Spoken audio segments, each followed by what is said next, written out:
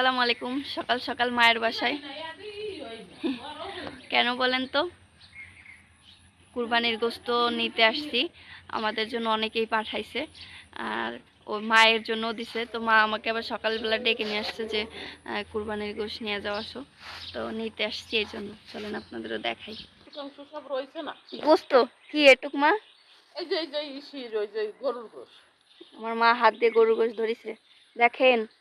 আর ইনশাল্লাহ এবছর ঝোল খাইছে, সামনের বছর গরুর গোশত খাবে আমরা কুরবানি দিলে। তুমি খাবা না কাউ? কইছো কি নাতি নাত করে হইলে খাবা, সামনের বছর হইলে তো একসাথে খাবা তোমরা। হ্যাঁ, এই যে নিয়ে এখন একটু রান্না করব। কি খাও তাই? আমাকে আমাকে গোস্ত একটু নেই, আমরা সবাই আল্লাহর রহমতে দিয়েছি। আমার দ্বারা কত মানুষ আসে তাই গোশ দাও। আমরা কত মানুষই দেবো, আমাকে একটা কাশি কও, তাও কি আমরা কম দিছি? কও মা, আমরা কও আমাকে একটা ছোট একটা খাসি, তা আমরা কত মানুষই দেবো?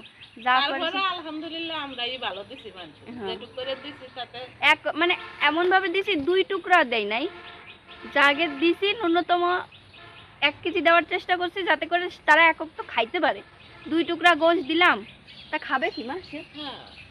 যাই হোক, আপনারাও সবাই সবাইকে দিয়ে দিয়েই খাইয়েন। ভিডিওতে দেখলাম অনেকে বললো আমার গলায় কি হচ্ছে, দেখেন।